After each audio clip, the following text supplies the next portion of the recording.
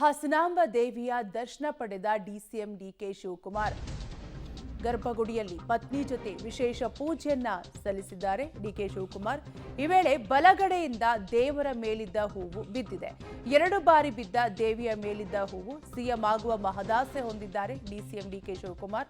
ಹಲವಾರು ಬಾರಿ ಅವರ ಆಸೆಯನ್ನು ಕೂಡ ವ್ಯಕ್ತಪಡಿಸಿದ್ದು, ಡಿಕೆಶಿ ಕುಳಿತು ಪೂಜೆಯನ್ನ ಸಲ್ಲಿಸಿದ ನಂತರ ದೇವಿಯ ಮೇಲಿದ್ದಂತಹ ಹೂವು ಬಿದ್ದಿದ್ದು, ಗರ್ಭಗುಡಿಯಲ್ಲಿ ಪತ್ನಿ ಜೊತೆ ಡಿಸಿಎಂ ಡಿಕೆ ಶಿವಕುಮಾರ್ ವಿಶೇಷ ಪೂಜೆಯನ್ನ ಸಲ್ಲಿಸಿದ್ದು, ಈ ವೇಳೆ ಬಲಗಡೆಯಿಂದ ದೇವರ ಮೇಲಿಂದ ಹೂವು ಬಿದ್ದಿದ್ದು, 2 ಬಾರಿ ದೇವಿಯ ಮೇಲಿದ್ದಂತಹ ಹೂವು ಬಿದ್ದಿದ್ದು, ಈಗಾಗಲೇ ಸಿಎಂ ಆಗುವ ಮಹದಾಸೆಯನ್ನು ಕೂಡ ಡಿಸಿಎಂ ಹೊಂದಿದ್ದಾರೆ.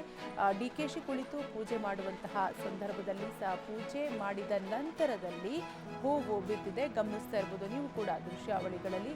ದೇವಿಯ ಬಲಭಾಗದಿಂದ ಡಿಸಿಎಂ ಡಿಕೆ ಶಿವಕುಮಾರ್ ದೇವಿಯ ದರ್ಶನ ಪಡೆದುಕೊಳ್ಳುವಂತಹ ಸಂದರ್ಭದಲ್ಲಿ ಬಲಗಡೆಯಿಂದ ಹೂವು ಬೀಳ್ತಾ ಇರುವಂತಹ ದೃಶ್ಯಾವಳಿಗಳನ್ನು ಗಮನಿಸಬಹುದು.